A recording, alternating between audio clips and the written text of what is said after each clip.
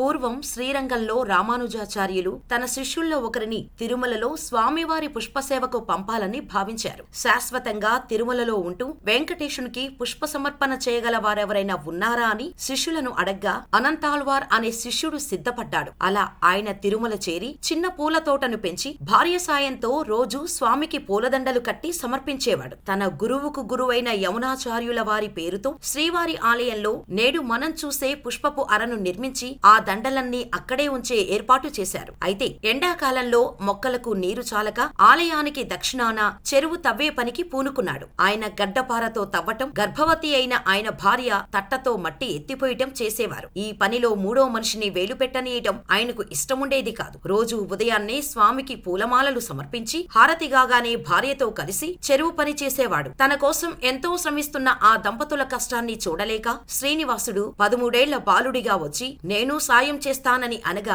అనంతాళ్వార్ వద్దని వెళ్లగొడతాడు. కాని ఉండబట్టలేని శ్రీవారు అక్కడ దాక్కొని అనంతాళ్వార్ తట్టలో మట్ట వెయ్యగానే ఆయన భార్య కంటే ముందే వచ్చి మట్టిని దూరంగా పోసి వచ్చేవాడు. వద్దన్నా వినకుండా పనిచేస్తున్న ఈ పెంకి బాలుడిని బెదిరిద్దామనుకున్న అనంతాళ్వార్ తన చేతిలోని గడ్డపారతో బాలుడిని అదిలిస్తాడు. కాని అది పొరపాటున బాలుడి గడ్డానికి తగిలి బొటబొటా రక్తం కారుతుంది. ఆ బాలుడు వేగంగా గుడిలోకి దూరి మాయమవుతాడు. బాలుడు భయపడి పారిపోయాడనుకొని అనంతాళ్వార్ చెరువు పనిలో పడిపోతాడు. రోజూలాగే సాయంత్రం పుష్పమాలలతో గుడికి వెళ్లిన అనంతాళ్వార్ గుడిలో వాచిపోయిన గడ్డంతో కనిపించిన శ్రీవారి మూర్తి కనిపిస్తోంది. ఇది చూసి అర్చకులు స్వామికి గాయమైందని అనుకుంటుండగా ఆ గాయాన్ని చూసి వచ్చిన బాలుడు స్వామివారేనని అనంతాళ్వార్ గ్రహించి క్షమించమని ప్రాధేయపడ్డాడు. అప్పుడు శ్రీనివాసుడు అర్చకులకు కలలో కనిపించి నేటి నుంచి నా భక్తుడు గుణపంతో కొట్టగా ఏర్పడిన ఈ గాయంపై పచ్చకర్పూరపు బొట్టు పెట్టండి. నా భక్తులు నా బొట్టును చూసి అది అనంతాళ్వార్ అనే భక్తుడు కొట్టిన దెబ్బ అని చెప్పుకుంటుంటే